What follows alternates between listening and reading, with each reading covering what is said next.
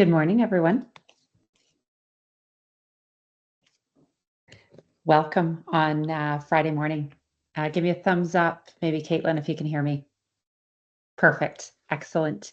Welcome everyone to this Friday morning webinar. I'm Becky Ray. I'm your Regional Primary Care Lead for the Central East Regional Cancer Program, and excited to bring Dr. Craig and Dr. Julie Francis, your speakers for today.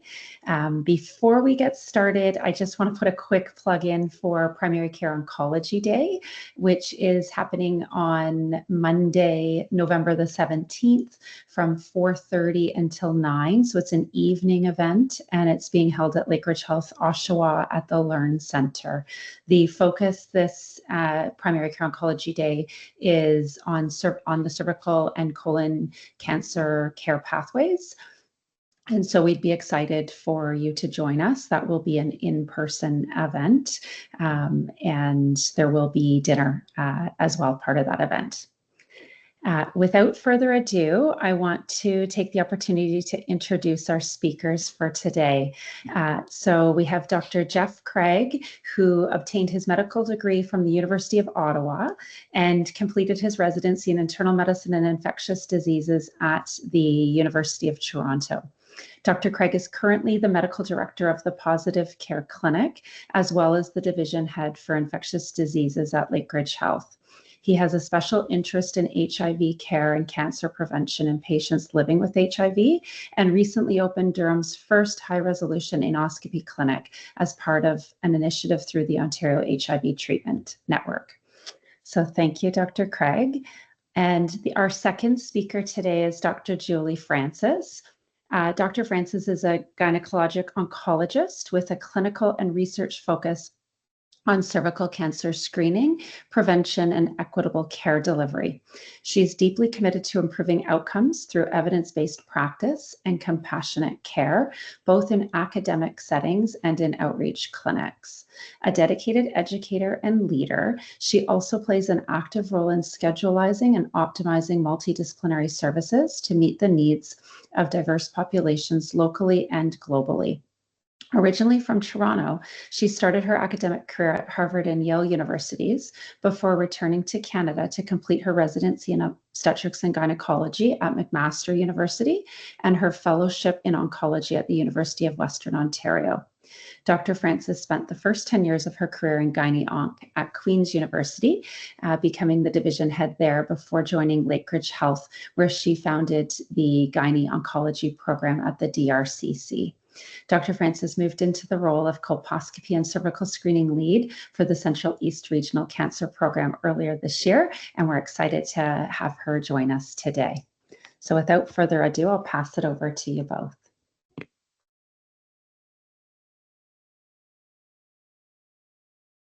Great, thanks, Becky. I guess I'm going first. Was that the plan, Julie? Actually, at this point, I'm easy either way. So whatever makes you happy. Do you want to start as we planned initially, Julie? Okay, and then yeah. why don't I begin? Let me see if I can just share my screens here.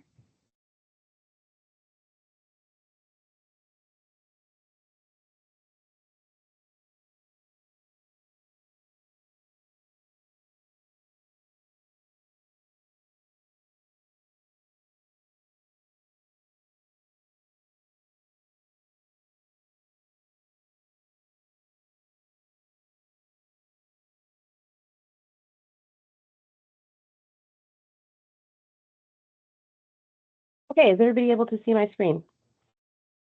Yeah, we can see it. Okay, great. Okay, so I wanted to talk a little bit about vulvar cancer today, and also to, in particular, welcome Dr. Craig, who is not only a great endoscopy colleague now, but a wonderful infectious diseases division head. Honestly, one of the strongest departments in our whole system. If you guys need any help, please talk to ID. They're wonderful. But we wanted to talk a little bit about how HPV affects disease sites that are not solely limited to the cervix, but also to anywhere on your person that has a squamocolumnar junction. Therefore, We also see anal cancers, vulvar cancers, head and neck cancers. We see quite a wide variety of cancers from HPV, and one of these is vulvar cancer. So I'm just going to go through a very short number of slides to introduce you to pre-malignant and malignant screening for vulvar cancer. Vulvar cancer actually accounts for about 3 to 5% of all gynecologic cancers. So vulva and vagina are really much more rare cancers.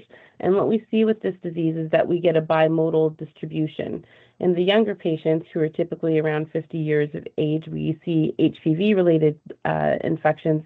And in the older patients, starting at 65 years, but often quite frequently in the 80-year-old disease set, we see a lot of autoimmune-related lesions.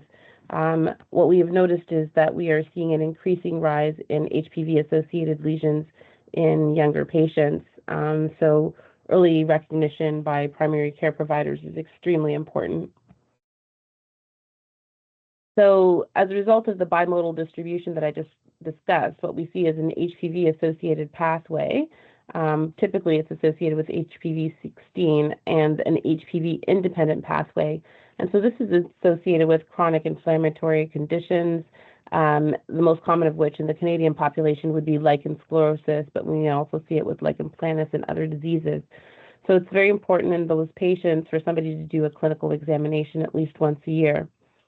If they fall into the HPV positive side of things, then this can be associated with condylomata, which many of you will have seen, but then also with high-grade HPVs that can ultimately lead to a cancer. We see this a lot in patients that have other types of immunosuppression, and many of these patients are smokers. They may also have a history of other HPV-related cancers. So VIN, which is the classification for the premalignant lesions, falls into low-grade lesions and high-grade lesions. We used to talk about VIN 1, 2, and 3, and clinically we still do, but from a pathological point of view now, we think about the H-cell lesions and the differentiated VIN. So the differentiated VIN is the non-HPV pathway.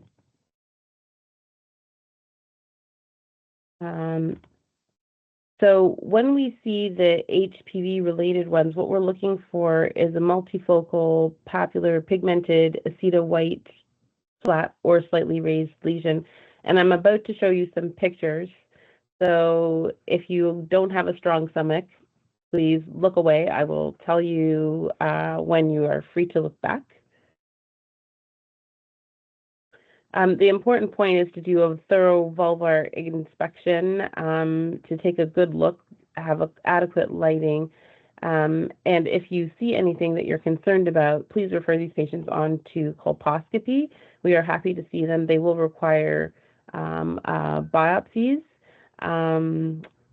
We typically use acetic acid and Lugol's in order to be able to identify the lesions. It's a punch biopsy that we do in clinic, and this will give us a good answer within a short number of weeks, and then we're able to manage them through the colposcopy unit. So if you do see a lesion like this, they can be seen by general gynecology, but we're also very happy to see them in colposcopy. And hopefully most of you are familiar with the colposcopy unit, where you'll be able to see all of our patients using the colposcope, which I'm sure Dr. Craig will discuss in much greater detail with you. And we have a unit at Ajax, in Lindsay, also in Oshawa. So these are the pictures, just to give you a sense of what this looks like. So this is a 31-year-old who has multifocal VIN, and what we would do is, because these lesions are flat and there's many of them, you can just treat that with laser. You'll appreciate that this patient also has a perianal condylomata. This is what it looks like post-laser treatment, and the recovery is very perfect. It's almost totally textbook normal anatomy afterwards. If we get a thicker lesion like this one, then we would need to take a biopsy to rule out invasion. I'm just going to give a brief word to invasive vulvar cancer.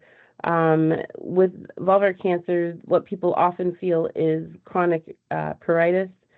Sometimes there's some abnormal bleeding and pain, but classically there is a new and changing mass or an ulcer or a plaque on the vulva that has been changing.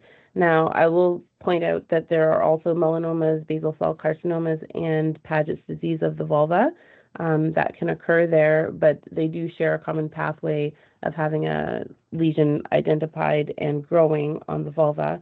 And again, with a few photographs, so these are some examples of what we see. So generally what we would like for these lesions is similarly take a look at the vulva, the labia minora, the clitoris, to check the groin for any lymphadenopathy, to document all of this thoroughly, and to make a prompt referral to colposcopy or to the cancer clinic for us to get further biopsies and to be able to plan the appropriate care for these patients. It's extremely challenging to manage these patients, and whereas with many of our other disease sites, we have a routine protocol that we follow with the vulvar lesions. We manage each patient specifically, so each patient gets their own curated algorithm of care, which may involve surgery first and chemotherapy and radiation, chemotherapy first, followed by surgery, and then radiation. It really just depends on the patient and what the specific situation is. But what they all have in common is that we are happy to see them promptly through the DAP, and so please reach out to us. In terms of prevention,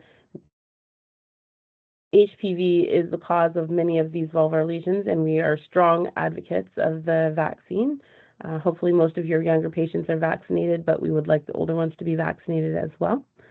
And this by far is the most effective primary care prevention strategy that we have. In terms of secondary prevention, we should be following lichen sclerosis and other lichen planus, for example, that we see, that these patients need to be followed up at least once a year. And if you see anything that is concerning, please feel free to refer these patients and encourage self-examination. Have patients be seen, and it's very important to actually examine lesions. So if patients are complaining of a pruritus on their vulva, you actually have to look at it.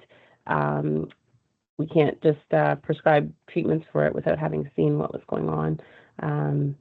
I will say this patient population often has a significant delay to care because of the awkwardness of the location, and patients don't feel as comfortable being examined. So we do see quite a lot of late presentations. So I think public education about the normalization of female anatomy is very important. And that is it from my side. I will stop sharing and hand it over to Dr. Craig. Thanks, Julie. That was excellent, and as always, a very, very interesting and informative talk. So, so thank you, Becky, and to the entire group for having me today. I'm going to try to share my slides here as well with you. Let me just see here. Okay, can everyone see my slides? Not yet. Not yet? Okay, let me just back here. Share screen. How about now? Bingo. Perfect. Okay, good.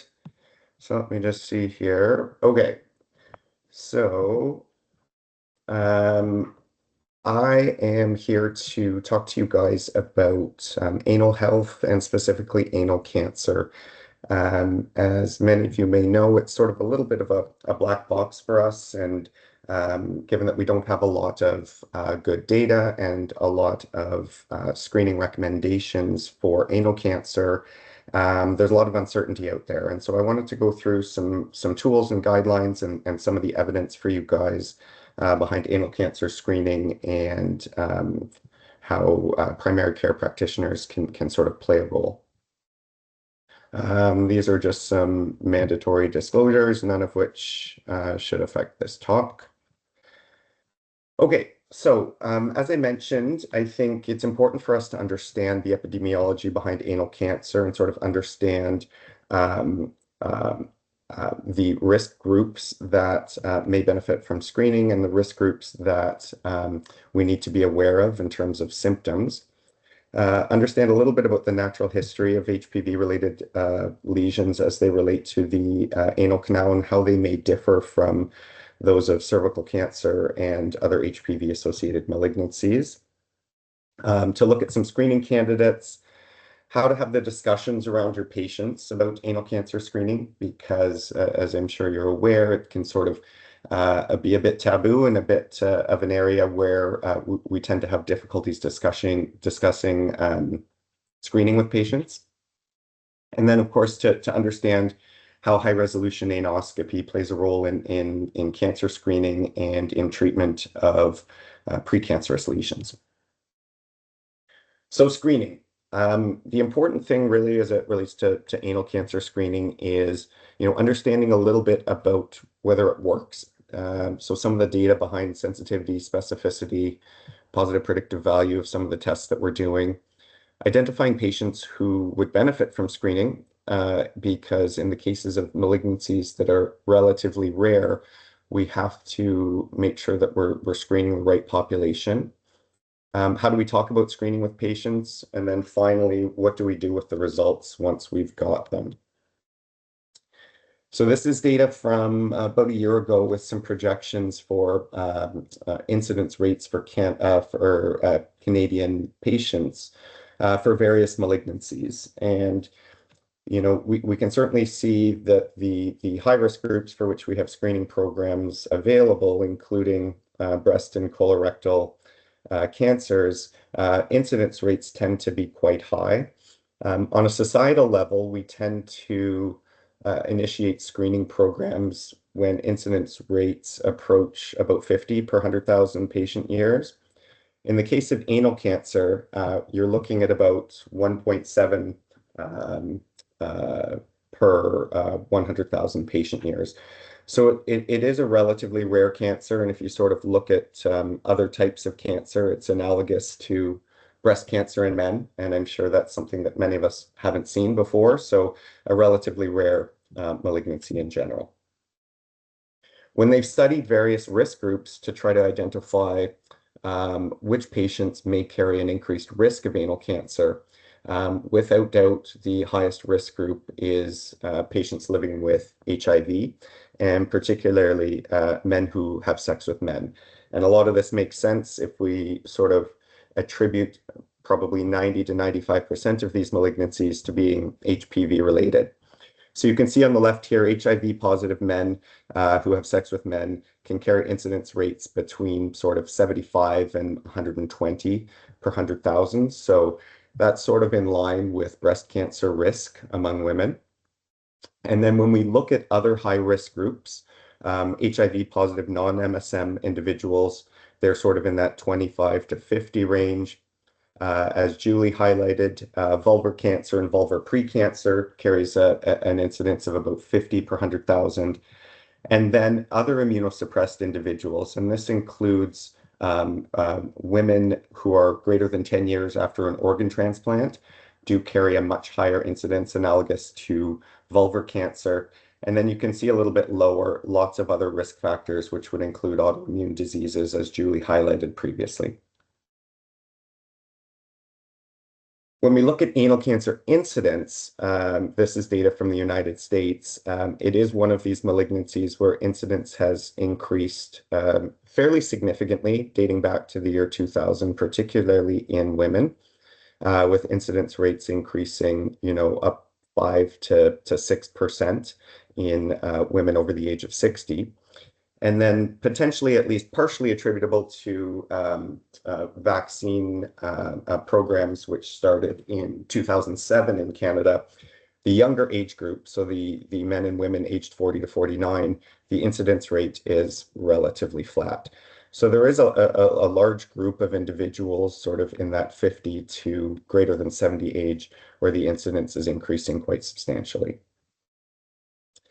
This is a graph that I like to show, or a table that I like to show, but I think a lot of us understand a little bit about HPV and how it contributes to dysplasia and eventual squamous cell carcinoma. But what I wanted to highlight is a little bit of the understanding of what can happen in HPV infection.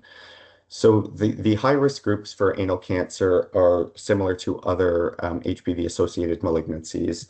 Over 90% of anal cancers are HPV-related, with the vast majority being related to HPV 16 and to a lesser extent HPV 18, both of which were included in Gardasil 4 and now Gardasil 9 vaccine. And for a lot of individuals who are infected with these high-risk types, particularly young individuals, there's a degree of self-clearance. So despite being infected, we still have an immune system and we are able to successfully eradicate the virus. In those that are infected with high-risk subtypes, they may go on to develop high-grade squamous lesions, which do carry an increased risk of developing anal cancer. And I'll go through a little bit of the data on one of the next slides. But again, in a lot of cases, these high-grade lesions do end up regressing. And in the case of anal cancer, it's probably around 20 to 30%. And so this is important to note when we're talking about screening programs, because a lot of screening programs that may pick up on these high-grade lesions and lead to invasive treatments, a good percentage of those may resolve spontaneously. So based on the most recent estimates, so for those that have identified high-grade lesions, so HSIL or ASK-H on an anal pap test, the rates of developing invasion, so invasive squamous cell carcinoma, are about 1 to 2% per year. The risk factors for those that go on to develop cancer are those that are infected with HPV 16 versus other high-risk types. Immunosuppressed individuals, and we talked a little bit about anal cancer risk in HIV, where the risk can be between 5 and 7%. Those that have multifocal disease, so disease in multiple sites, those with a prior history of anal cancer, and those that have never undergone previous treatment for high-grade lesions. So what's the point of preventing anal cancer? And one of the sort of discussion points is that, early anal cancer, when it's identified through routine digital rectal exams and or, case finding based on symptoms, is that treatment is often curative. The concern, of course, with anal cancer is that the vast majority, with very few exceptions, end up requiring chemoradiotherapy. And that carries a major risk to patients with respect to radiation toxicities, bowel, bladder, and sexual dysfunction. And then, of course, the occasional patient that fails treatment and ends up requiring more invasive surgery. So they wanted to look at what may help with anal cancer prevention and whether a treatment for precancerous lesions actually produces meaningful results. And so this was a study done about 3 years ago now, looking at people living with HIV, a large population, approximately 5,000 patients who are identified to have high-grade lesions. The majority are MSM. They were randomized to go through high-resolution anoscopy, and I'll speak to that in a few seconds. But high-resolution anoscopy to actually treat and electrocauterize active lesions versus simply monitoring them. And it's quite amazing that this study, which included so many patients, was able to accumulate enough people to go into the monitoring group over a long period of time, knowing that they had precancerous lesions. So it was, quite a feat for this study. And they followed these patients. So they followed these patients with high-grade lesions over time, over 4 years. And the trial was stopped early because of a 60% lower rate of progression to cancer in individuals who were treated via anoscopy. And so even though the numbers are small, the data clearly shows that in high-risk populations, treatment of these precancerous lesions prevents cancer. And this was really the first study that showed that. So then what are the problems with screening? So as you may know, we don't really have any Cancer Care Ontario guidelines or recommendations on who and when to screen. We know that HSIL can regress spontaneously, so you are going to get a lot of patients who may end up clearing the virus on their own. We know anal cancer is rare and extremely rare in those under the age of 35. We also know from data that in the case of anal cancer, high-grade lesions tend to recur post-treatment. And some of this may have to do with the fact that a lot of these patients and those that have been studied are immunosuppressed and may not be able to control the virus the same way that immunocompetent individuals would. And then there's the big issue of high-resolution anoscopy being somewhat uncomfortable and anxiety-inducing. And if you're going to end up putting somebody through repeated exams via anoscopy, it's important for patients to understand that this isn't sort of a one-time deal and that they may end up being followed for years on end after their initial diagnosis. So who do we screen and how do we screen? The International Anal Neoplasia Society, which is based out of the United States, put forth some guidelines last year in terms of screening recommendations for anal cancer. And they sort of arbitrarily set a cutoff of an incidence of 10 per 100,000 patient years as being deemed high enough risk to warrant screening. As I mentioned previously, in general, with other types of cancers, we tend to use an incidence rate of 50 per 100,000 for other screening-related programs. But their recommendations, and if you look in the risk category A, is that individuals who are at the highest risk, so MSM with HIV screening initiation is at age 35. For that sort of moderate risk group, which would include other HIV positive individuals, screening at age 45. And then for those that have a history of vulvar related HSIL or cancer within 1 year of diagnosis. They do discuss some shared decision-making for other lower risk individuals, which would include those with cervical or vaginal cancer, perianal warts, and other forms of immunosuppression. Again, we have limited to no data in this population, and the anal cancer incidence still remains quite low. So when I approach screening with my patients, I always try to approach it as a tool that is looking more for the virus that is causing cancer and not for actual cancer. So we're looking for those cellular changes that may lead to cancer and not for cancer. I always go through the fact that we may get abnormal results, and some of those results may mean nothing. And so for patients that may have abnormal cells, so ascus or low-grade lesions, are they going to be comfortable living with that without undergoing further, more invasive procedures? Are they able to tolerate repeat exams? Because as I mentioned, they often are necessary. Would they maybe be more comfortable with simply doing a digital rectal exam and a skin exam without doing any cytology? Because as we know, anal cancer is rare, and when it's picked up early, it still is a curable malignancy, albeit with potential side effects. And that symptoms should prompt exam and not wait for screening. So if patients do have, palpable or visible lesions, or should they have symptoms, be it, perianal pruritus that's not responsive to typical treatment, anal bleeding, anal pain, these should prompt an exam and referral to a surgeon, to an anorectal surgeon, as opposed to pursuing screening. So I want to highlight the importance of not missing cancer. So digital rectal exam and perianal exam are mandatory with every pap test. So screening is more than just simply putting a swab in and looking for precancerous cells. These patients are at high risk and really do warrant a good digital rectal exam. Any palpable or visible lesion that's not clearly benign in a high-risk patient needs to have closer examination, and that can potentially be through high-resolution anoscopy or through referral to a general surgeon. And then, if in doubt, biopsy or referred for assessment. So what I want to do now is I want to show you a video put up by one of my colleagues in Toronto on how to perform anal pap testing and sort of what it is and what it entails. For those of you that may have interest in doing it, it is, you know, a relatively safe and easy office-based procedure.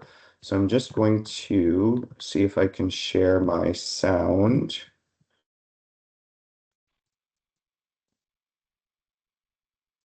And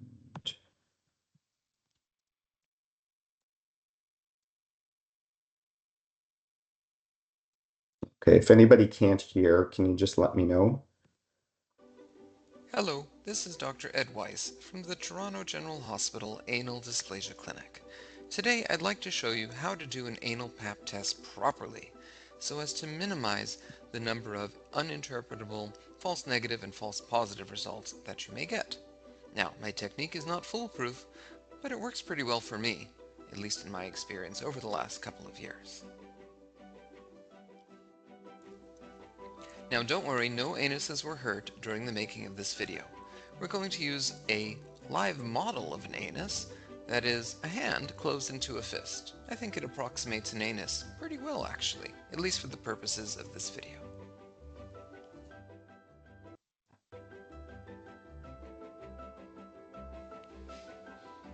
Now, step one is to pick the right kind of swab. We use a polyester or Dacron tip swab as it collects the maximal number of cells from the anal mucosa.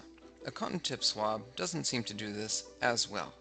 We also moisten the swab with some tap water prior to insertion, as this makes it more comfortable.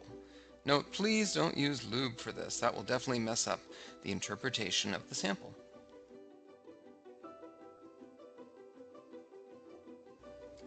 Now, before we do anything else at all, we need to make sure to do some inspection and palpation, and to be thorough about this.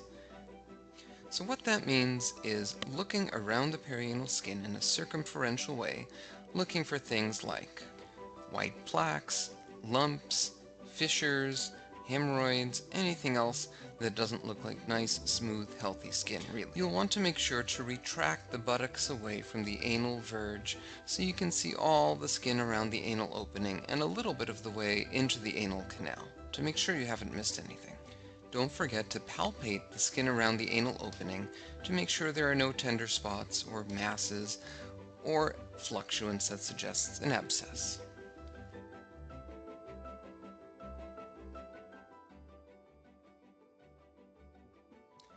Now, when we insert the swab into the anus, if the sphincter is really tight, it's going to cause a lot of friction with the skin, which is really uncomfortable, and we don't want that. So retract the skin as much as you can to open up the anal canal and try to guide it along the top part of the anal canal to avoid dragging the swab. I hold the swab like a pencil with my dominant hand around halfway down and insert it into the anal canal again till about the halfway mark of the swab. I then kind of grab it like a screwdriver with my other fingers so that the force that's being directed through the swab is directed against the walls of the anal canal.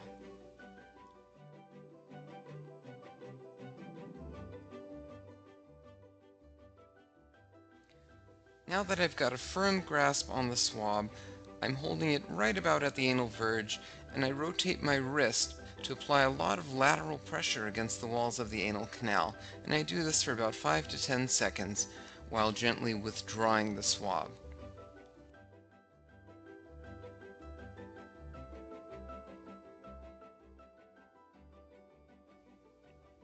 Hopefully you'll have someone assisting you to remove the cap from the thin prep vial. Then swish the swab very vigorously for another 5 to 10 seconds into the thin prep solution and make sure to press it against the sides of the container as well. You should be able to see some debris at the bottom of the container, indicating you've gotten a good sample.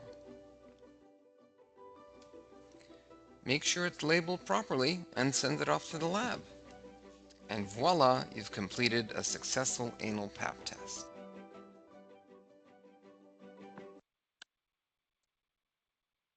Okay, so hopefully that played, and you guys were able to hear the sound. I'm gonna see here. Let me just figure out how do I get back to my talk here. Dr. Craig, there's just a couple of questions Okay. about So the digital moving on, rectal exam. what do we do about the results that we get from these swabs? So a lot of this has to do with the availability of high resolution anoscopy. So most guidelines, at least as it relates to HIV care, suggest anal cytology only in individuals who have access to high resolution anoscopy, because it isn't a procedure that can be directly visualized without a colposcope and without expertise in the area. In our positive care clinic, these are guidelines which are similar to those recommended by the Anal Neoplasia Society. So for our high risk individuals, so our HIV positive men who have sex with men, we are doing yearly anal cytology. For individuals who test negative, they will continue on the yearly screening program. For those that have abnormal tests, and that can include anything from ASCUS or LSIL to ASCH or HSIL, we are offering them high resolution anoscopy. What is recommended in the guidelines is that high risk HPV testing can be done on those individuals who have lower grade lesions, so ASCUS or LSIL.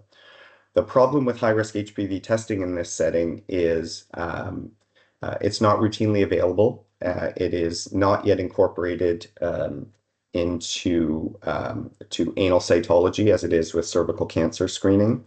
And so it is still a substantial cost to the hospital if it's done in the hospital setting, or to the patient if it's done in the outpatient setting. And so as of now, it isn't something that's routinely done. However, I do expect as we move forward in the coming years, it may become a test that is more routinely available. So for our moderate risk individuals, so these are other individuals who are being screened, it is only those that have high grade lesions that undergo high resolution anoscopy. Those that have lower grade lesions, so ASCUS or LSIL, tend to go back into the screening program of every 12 months. So what is it, high resolution anoscopy? I've done a lot of discussion about it. It is very much analogous to colposcopy, using similar stains and similar equipment. It's a means by which we can inspect and visualize areas of dysplasia in the anal mucosa. So it's a procedure that's done using a small plastic anoscope, measuring 2 to 3 inches. It's inserted into the anal canal. It is soaked with acetic acid, generally for 1 to 2 minutes. We're then able to visualize and sort of highlight acetowhite areas or areas that show abnormal vascular changes that may be consistent with a cancerous or precancerous process. And then we're able to use electrocautery or other forms of electrosurgery to ablate areas that appear suspicious. So this is the setup for anoscopy. So patients do not need any preparation. So there are no restrictions with respect to food. There's no GI prep prior. There's no anesthesia, no sedation is needed. And the procedure itself lasts about 10 to 15 minutes. You can see here one of my colleagues in Toronto. So patients are placed in the left lateral decubitus. Generally, the colposcope is hooked up to a monitor. And in the cases of our clinic, we are able to take photos and upload them to their Epic chart for documentation purposes. And then through this, we're able to biopsy suspicious lesions and treat with electrocautery. When we look at why this is helpful, as opposed to simply doing, anoscopy that's not under high resolution or simply through visual inspection, The high-resolution endoscopy allows us to get a sort of a complete and detailed view of the anal and perianal mucosa under high magnification. We're able to target biopsies to small areas that may look suspicious. We're able to take photo documentation for lesions. And then early identification of an entity called superficially invasive squamous cell carcinoma. So this is a very early presentation of squamous cell cancer that has strict definitions on size and depth. So when these lesions are identified, they can typically be treated with surgical resection alone. And so this is a subset of patients where we may be able to identify cancer without having to put them through more invasive toxicities from chemoradiotherapy.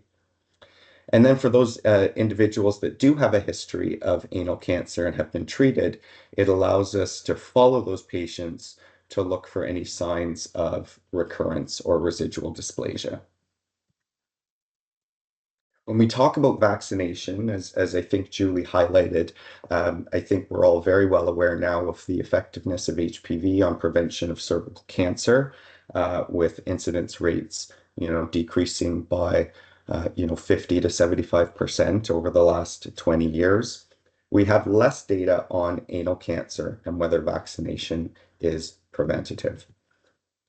The one study that has been done and published now about 15 years ago looked at Gardasil 4, which again covered HPV 16 and 18, the two most common causes of anal cancer. It showed that those that were given vaccine, and this was a very high risk group in terms of 602 sexually active men who have sex with men aged 16 to 26. The vaccine in the per protocol analysis had a 75% reduction in anal dysplasia, and in the intention to treat population, a 54% reduction. And that was, driven a lot by patients not completing their vaccine series. The important caveat or the important note from this is that at baseline, about 16% of these individuals were positive for HPV 16. So in those individuals, the vaccine is unlikely to be helpful as they've already been infected. And it really does highlight again the importance of vaccination in young individuals, particularly men who have sex with men, because of the risk factors of sexual intercourse that may happen later in life. So closing comments. So, anal cancer is rare, as we've highlighted. It is a cancer that many of us may only see a few times in our careers, but the incidence is increasing. And we know that although all cause, the risk is very low, there are a lot of risk groups where the risk is much higher and screening may become beneficial. So when I discuss screening with patients, I think it always should be a shared decision. And I think that's true of all screening programs, but particularly when we are putting patients through potentially invasive procedures, anxiety, discomfort, and screening that may go on for many years. It's important for our patients to understand the risks and benefits of screening. So although it is safe and HRA is an office-based procedure with very few, if any, risks, it is something that causes a lot of stress among individuals. I want to encourage, as Julie did before, vaccination in all patients who have risk. So for those individuals that may have missed screening, missed vaccination in school, or those that are maybe beyond the age where screening was initiated in school programs, I do encourage it in all who have risk. So for men who have sex with men, who may be having new and high-risk sexual activity, I encourage all of them to get HPV vaccine. Now, it is Health Canada approved up until age 45, and we do use it occasionally off-label over the age of 45. It's not covered, but it is covered by the vast majority of health insurance plans. For those of you who do have high-risk groups that we've identified, so HIV-positive individuals, those with vulvar malignancies, immunosuppressed individuals, autoimmune individuals, it is important to ask about symptoms at every routine visit because case finding does become important. HRA as of now is only available to patients through our clinic, through our positive care clinic, and for those through the Durham Regional Cancer Program, so the Gynae Oncology Program. We are going to be expanding that further to other high-risk groups in 2026. And so this is just our group and our team that helped get this started, and a picture of our colposcope. So I want to thank you guys all for listening, and I am happy to entertain any questions you might have.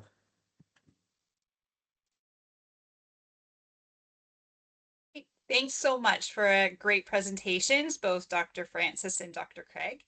There are a couple of questions in the chat. So first off, is there a referral form for endoscopy or the positive care clinic?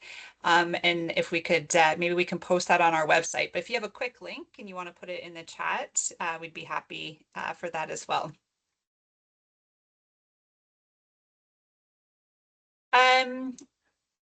Couple of questions, Dr. Craig, to clarify regarding the digital rectal exam. Can you just repeat what your statements were around DRE and exams?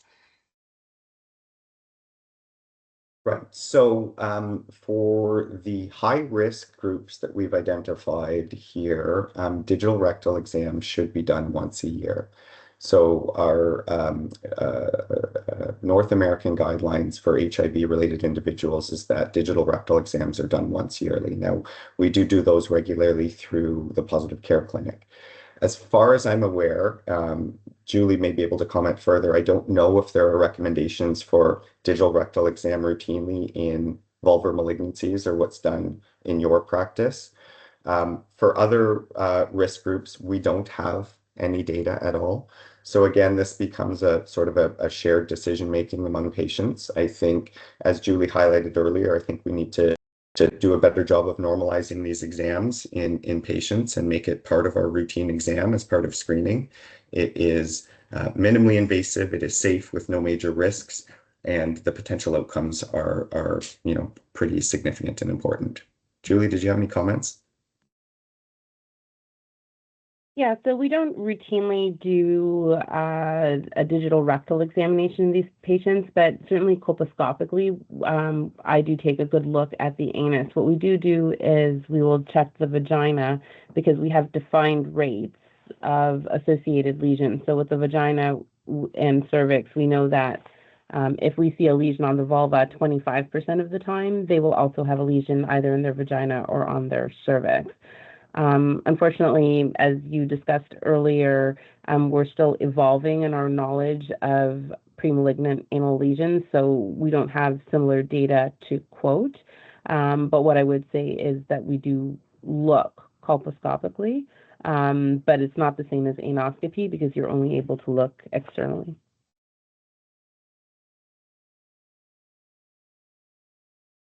Thanks, Julie. I can answer these I just went through this. So when I refer to digital rectal exam with every PAP, it's with every anal PAP, okay, not with every cervical PAP.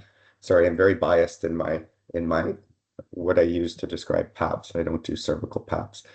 No, you don't need to do an anal exam, a digital rectal exam with every cervical PAP, simply with the anal PAPs that we're doing. To clarify the swabs, so this is a polyester tipped swab. So any polyester-based swab, do not use any that have wooden handles. They can break. So make sure you're using the polyester tipped swabs that have the plastic handle, and any of them. They all work the same.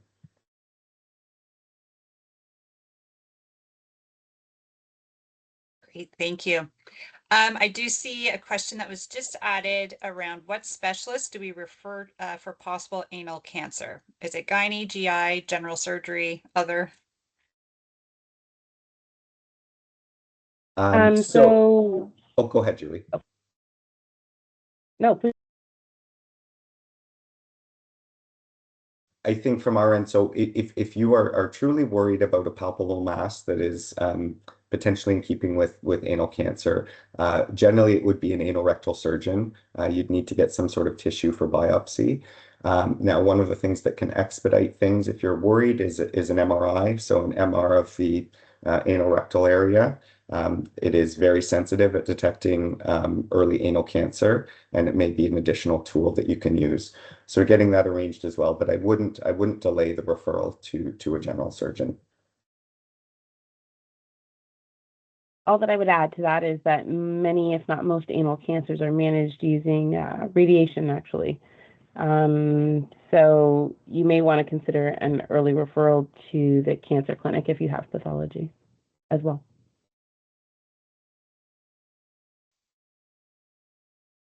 Great, thank you. I did see just an add-on question. Does Scarborough have a similar endoscopy unit? Yeah, so I think for patients in Durham, the clinic which we run out of the Ajax Pickering Hospital, I mean would be close enough to Scarborough, and we would certainly accept patients in that clinic. Otherwise, you're looking at clinics that are in Toronto. There's 2 or 3 in Toronto, but there are very few other ones in Southern Ontario. Great. Thank you very much. I'm looking quickly in the chat, and it looks like that's it for the questions so far, and I don't see anything in the Q&A section. But, oh, go ahead, Dr. Ray. I just wanted to give you guys a huge shout out and say thank you. We are incredibly lucky, guys, everyone on the call. We're incredibly lucky to have these 2 leaders working with us, and they are really fabulous. I echo Julie's sentiments. We have, probably the strongest ID group in the country and or in the province at least, and they're just fabulous group. And Julie is a fabulous leader, and if you guys have questions following this, please, you can reach out to us, to the Central East Regional Cancer Program team, or I'm sure that both Jeff and Julie would be happy for you to reach out to them directly as well. Thanks, guys. Great. Thanks, everyone. Thank you.